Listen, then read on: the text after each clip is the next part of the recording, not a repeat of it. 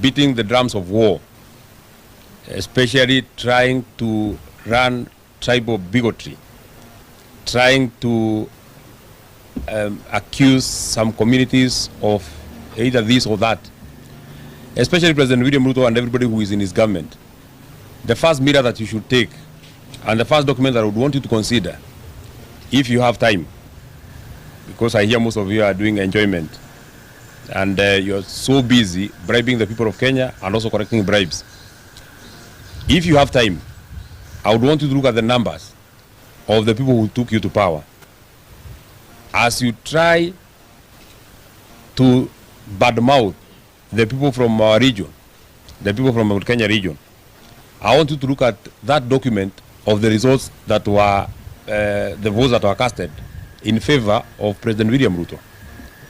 As you watch, as people abuse us, because that's now the new strategy that you have employed, it must prick your conscience that out of the 100% votes that you got, 47% of those votes came from one region.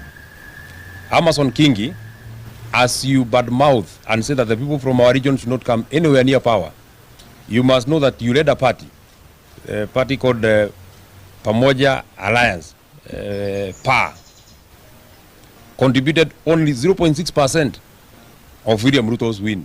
The only votes that you brought to Kenya Kwanza are 0.6%. Yet you enjoy leading one of the arms of government. You are Speaker of the Senate of Kenya, courtesy of the votes of the people that you are badmouthing now.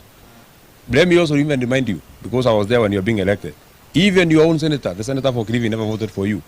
The people who voted for you are the people from the other places. None of us is a tenant in Kenya. All of us are here by right.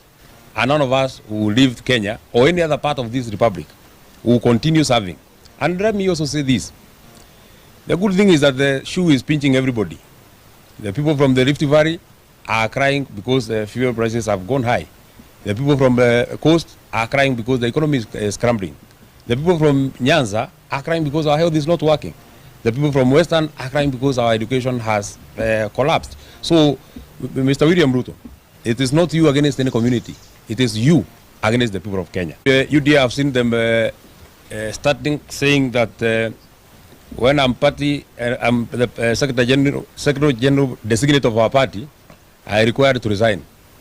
Much as you want to give us advice, may I also remind you, because it is part of our history, William Ruto was the party leader designate of UDA for 2 years, and he was elected on the Jubilee Party.